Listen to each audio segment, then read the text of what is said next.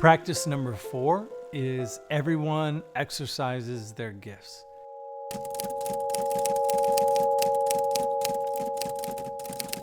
Now, this is also one that is clearly biblical. 1 Corinthians 12 is a perfect passage to be very clear on, like, this is not optional. Paul says in verse 7, to each is given the manifestation of the Spirit for the common good. Each part of the body is given a manifestation of the Spirit for the common good. And then he goes on throughout the chapter to describe how the body has different components.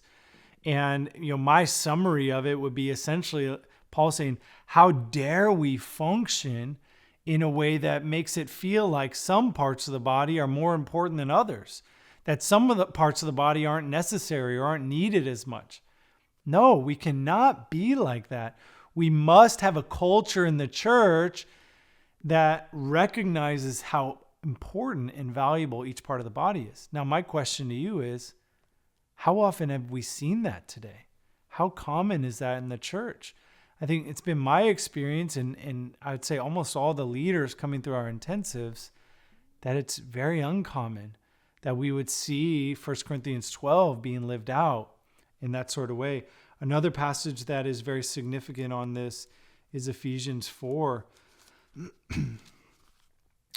Verse 15, rather, speaking the truth in love, we are to grow up in every way into him who is the head, into Christ, from whom the whole body, joined and held together by every joint with which it is equipped, when each part is working properly, makes the body grow so that it builds itself up in love. I want to reread that last part. When each part is working properly, makes the body grow so that it builds itself up in love. So how do we grow to maturity? Well, a big part of that is each part of the body working properly so that it builds itself up in love. So it means my maturing in the Lord, of course, is like my personal responsibility before the Lord in a certain sense, but also is very much connected to the body. Everybody playing their part, everybody using their gifts, everybody seeking to build me up while I build others up and we build each other up. That's how the body is intended to function. But again, do we typically think of it like this?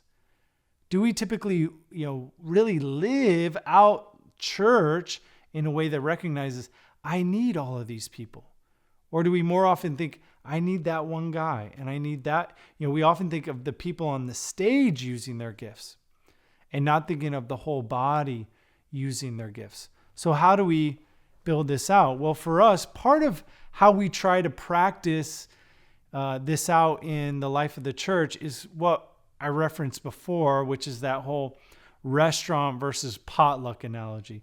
We really want to try to create a culture of everybody bringing to the table, everybody feeling a weight of responsibility that they have something to contribute. Because we need you. We need your contribution. Now, that's not just in the gathering. That's in all of life. But gatherings are a place in which we can really help create culture. And if what we're telling people is, it's so important that everybody's using their gifts, but every time we get together as a church body, it's only 1 or 2 people using their gifts, what is that communicating? And is that really going to help establish the culture that we want to see? So that's why for us, we try to think intentionally about the gatherings. And then also a passage in 1 Corinthians 14, where you see Paul describing the gathering there in verse 26. What then, brothers, when you come together, each one has a hymn, a lesson, a revelation, a tongue, or an interpretation. Let all things be done for building up. And he goes on to describe how to approach using tongues in the gatherings, how to approach using prophecy in the gatherings. And so what you see is, at least in Corinth, there was a variety of people exercising gifts in the gathering. Now, again, the gathering isn't the point, right? The point is really the life of the church. But we have to really be asking ourselves, honestly, are we seeing that culture of everybody using their gifts, like is described in 1 Corinthians 12? And if not, how do we try to build that out? How do we really try to encourage that? I think one of the things that we found is, in order for everybody to use their gifts, I have to not overuse mine. And what I mean is, when our church is together and we're doing life, I shouldn't be the one talking the majority of the time. I need to be creating space for others to speak and others to seek the Lord and ask God to give them something for the body. In our church, how that looks is oftentimes as we get together to pray, there is a tendency for people to kind of pull back and kind of just sit on the sidelines. And you as a leader need to keep calling people in. And part of that means you not always saving the day. I remember when we as a church were really pressing in on the gifts more and realizing this, the need for this. I remember going into a prayer gathering with my house church and just, laying out 1 Corinthians 12 and Ephesians 4 and saying, this is how God has called us to function. And so I opened it up in prayer and encouraged all of them to be asking the Lord for something to contribute. And I remember it was just quiet for like 5 or 7 minutes. And it was super awkward. And I'm there tapping my foot, really anxious. And everything in me wanted to just go, okay, never mind. Like, here's what we're going to do. And I'll just lead because I'm used to leading. I'm used to talking. I can do that. But that's not actually what's going to be best because I'm just one part of the body. And if I'm always the one talking, I'm always the one leading, if I'm always the one trying to use my gifts and other people aren't, we're going to be deficient. So part of it is me pulling back, me creating space and expectation for others to be contributing. Now, part of what's challenging about this is that we get scared. What if somebody says something weird, or what if somebody fails? And we have to be okay with people trying and failing and then correcting. And I feel like it's better for somebody to voice something that's in their heart that's off so that we can deal with it rather than it just staying under the surface. So there's a healthiness in things coming to the surface. We also need to make sure we're creating right context for people to be able to use their gifts. To try to do that in a room of 200, everybody using their gifts, it's going to get pretty crazy. But if you've got a room of 15 with a leader there who's been trained and is spiritually mature to be able to guide that time, we feel like that's a much healthier context for people to be exercising their gifts and really trying and receiving guidance in using their gifts. And so really, again, this is non-negotiable in the church. This is so clearly how the body is supposed to be functioning with every part of the body needed. And the question is, how do you pursue this in the life of your church? How do you really call people into using their gifts and not allow them to feel comfortable sitting on the sidelines? Our fifth practice is regular multiplication of churches.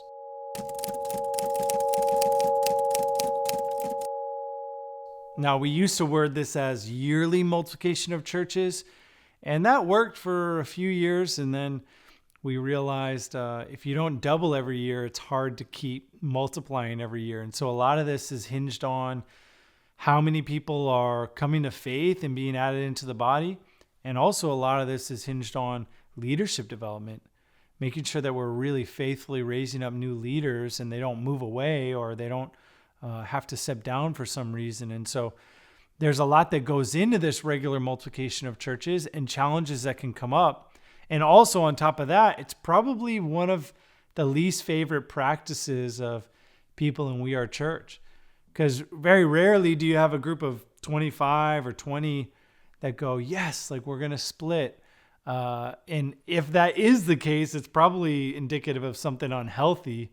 But the reality is we really love each other, and people don't want to watch half of the people go away and start a church, little further away. But we feel like it's necessary. And the reason is because we want to stay healthily small. We've already talked about how so many of these things that we're trying to live out biblically get more and more challenging the larger we get. So the bigger we get, once we get to 50 people, it's really it's harder to live out the one another's and intimacy and making sure that everyone's being discipled. People can start falling through the cracks. Or when we have 50 people, it's a little bit more difficult to see everybody using their gifts in the body. Or with 50 people, teaching kind of more has to be a sermon because it's hard to have dialogue around the word. And so it kind of starts to force some decisions the larger we get. So we want to stay healthily small. We also want to keep that missional focus in front of us where our goal and the main thing we're pursuing is not just staying with our friends for the rest of our lives, but to keep pursuing the mission, to keep moving forward and creating room for new people to come into the body as people come to faith. So we don't want to become a clique. And that's one of the challenges with this sort of expression, and that we have to be very mindful of, is that we don't become very just inward focused. And multiplication really helps that reminder, like, oh yeah, this isn't about us. This is about seeing that the whole world might believe. We want to see more people come into the body. So how do we approach multiplication is a very common question. So typically when we're getting to that 15, 16 range in the church body of adults, we're looking to multiply. And what that means is that the church is going to go out in half. And so the pastor who's been leading, he's been training a pastor in training. And the hope is that this guy will be ready to take half, and then they'll go to a new location. So it'll be like 8 and 8. Pastor will keep half, pastor in training will take half, and then they will then hopefully empower a new pastor in training, each of them, to be able to do this again. And so the reason we do it like that is we like to be able to have both of those churches start from a place of health, rather than just sending out a couple where it feels like you're starting from scratch. When we split in half, it feels now like there's not like church A and church B. It's more like both of them are going out, hopefully in a healthy place with healthy love for one another, with healthy, mature followers of Jesus who are trying to make disciples, and now it creates space for new people to come in. Also, one of the things that's really challenging about multiplication is I see a tendency in myself, and I think for us as leaders, to assume that it would be better if I stayed as the leader. Multiplication is one of those things that seems counterintuitive towards success. So as the church is growing, okay, we're going to split it in half, and then I'm going to send half of them with the guy that doesn't have as much leadership experience with me. I think that's oftentimes why we don't think to multiply. But as we've talked about before, it's so important in developing new leaders that they get opportunity, that they have that responsibility. And oftentimes we don't realize how much we can actually kind of cripple leadership development when keeping somebody around us, because then they're always going to look to the person that has the most leadership experience. I've seen that with some of my co-pastors where they actually do a much better job when I'm not around. Because when I'm there, they're looking at me and kind of wondering like, okay, what does Sean think? What does he? But once they are out on their own, there's this, okay, I guess it's on me now. I have this responsibility. There's nobody else that's going to answer this question. So now I got to figure this out. And so part of multiplication is really helping push people to step up. Like, hey, it's on you now. You've seen how I've led. You've been with me for a while. Now it's time for you to do likewise. You can go out. I believe, man, the Spirit of God is in you, and He's going to move in you. And you're going to figure it out. And I'm going to be here to help, but it's so important that you step out there. So we have to kind of get away from that tendency to want to control, to tendency to want to keep it with us. But the question naturally becomes, well, when is that next person ready? When are we ready to multiply? Well, for us, we try to phase those new leaders in. And so when a pastor in training comes on board onto the team, he's already going to start leading gatherings. And then as we're getting closer and closer to multiplying, we want that pastor in training to be leading actually like majority of the time, so that he's getting a lot of experience. He is discipling a couple of the guys. The church already sees him as one of the pastors. And so as he's getting ready to be sent out, and maybe he would ask like, gosh, well, how am I going to do this? Like what? I don't know if I'm qualified. You look at him and go, well, you're already doing it. You've already been leading. You've already been discipling. You've been walking in this. Now you're just going to be doing it apart from me. And so we believe this is so important to the church, again, to remain healthily small, to make sure we're able to live out all these different things to the best of our ability. And that we would continue to think missionally, keep the mission as the focus. Hey, even though we would hate to part and separate ways, we have to do this for the mission because we want to see more people come to faith. Our sixth and final practice is simple gatherings. Now, we do not believe that this is how it has to be biblically, but we have chosen to do this. We've chosen an intentional simplicity for a few reasons. And I think that you can see by now, as we've been going through everything, that at We Are Church, it's not like we've got like a lot of cool, unique ideas and a lot of complicated stuff. Really, a lot of what we're doing is trying to simplify, like trying to make it so that the church isn't overly complicated where only a few people can lead it. So that's part of the goal in our simple gatherings, but it's also reflective of just simplicity overall in our churches. We want to make sure that the godly, faithful, Christ-exalting, humble, poor, uneducated believer can lead in the church. I'll say that again, that the godly, faithful, humble, Christ-exalting believer who also happens to be poor and under-resourced, we believe that person should be able to lead in the church of God. And so often we've made things so complicated that they can't. That it's only for the people that have great resources who, oftentimes in planting a church, I mean, some people I've known as they're trying to plant a church, they need to raise like $100,000, $150,000 to be able to plant a church.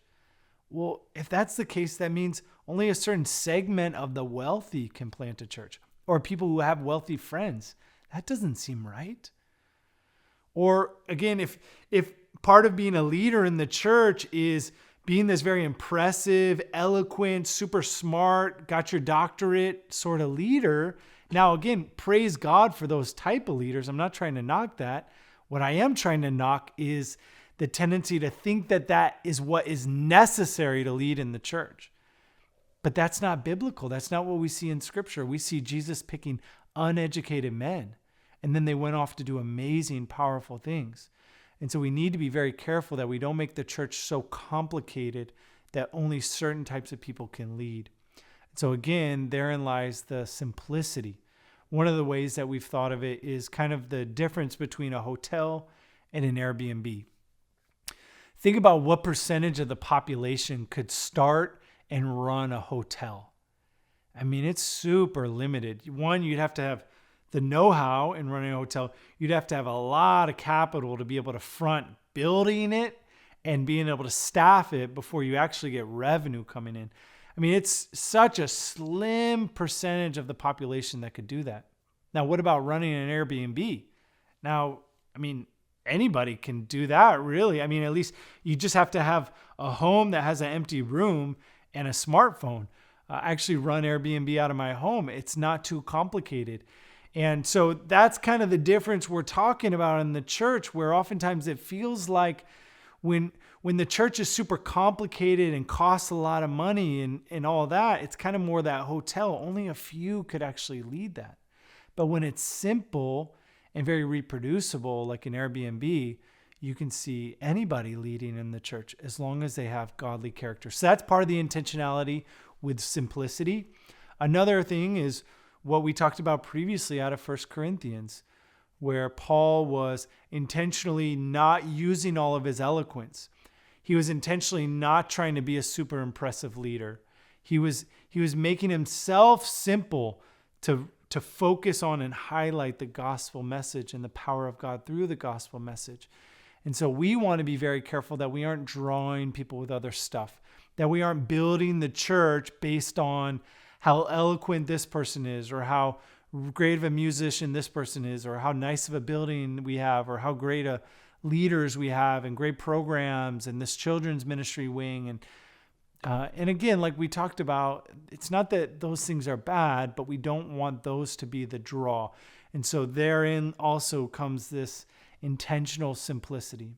Another reason that we want simple gatherings and a simple expression of the church is kind of connected to what I was saying before, but specifically within our churches, we look at our next pastors in training. Oftentimes, these are going to be guys that they haven't gone to seminary. They haven't been a pastor before. A lot of our pastors and elders are in that same category. They don't have that same level of training. And so if we're asking them to lead in super complicated ways or to be really impressive speakers or these various things, we're setting them up for failure. But if what we're asking is, hey, be a godly man who models Christ, who loves Jesus intimately, who loves people, you love the church, and like that's primary. And then these gatherings, don't stress about that because that's not the most important thing. Because again, really what we're talking about and telling our pastors is, look, the most important thing is discipleship, life together, all these different things that we've talked about that God has commanded. But pulling off a really impressive service on Sunday, that is not what God has asked for. So there's a simplicity to this, for the ability to be able to focus on the main things. I don't want our leaders to be so focused on preparing for Sunday that they don't have time to walk with people and disciple and talk to their neighbors. And so that's part of it too with simplicity of gatherings is, for me as a leader, I actually don't have to do much prep work coming into Sunday because I'm not pulling something off. I'm really leading the body and discussing what the Lord taught them throughout the week. I'm calling them into prayer, and I'm like kind of trying to correct if something's spoken off and speak into things, but it's not a lot of prep on the back end. Again, there's a simplicity in our gatherings for the sake of being able to focus on what we believe is most important, making disciples, loving one another, on and on and on and on. And so our sixth and final practice is simple gatherings.